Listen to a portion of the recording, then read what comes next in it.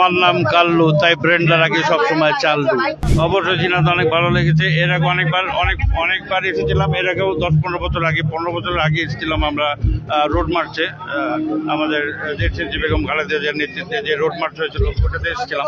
আর এটা দ্বিতীয় সময় আসলাম মুজিব ভাইয়ের রিকোয়েস্ট। আমি জাসাদের পক্ষ থেকে আসছি, ইতুন বাবু ভাই আমাদেরকে নিয়ে এসেছি।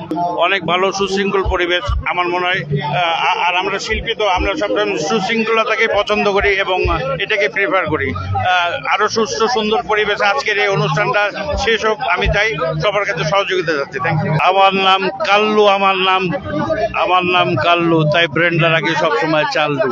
আপনারা দেখতে পাচ্ছেন এখানে বিএনপির হাজার হাজার নেতা কর্মী কিন্তু অলরেডি উপস্থিত হয়ে গেছেন। ডন ভাইয়ের কাছে আমরা জানতে চাইলাম ঝিনাইদহ সম্পর্কে, কেমন লাগছে ঝিনাইদহে সে বিষয়ে আমরা জানতে চাইলাম। আজকের এই জনসমাবেশে তিনি ঝিনাইদহে এসেছেন।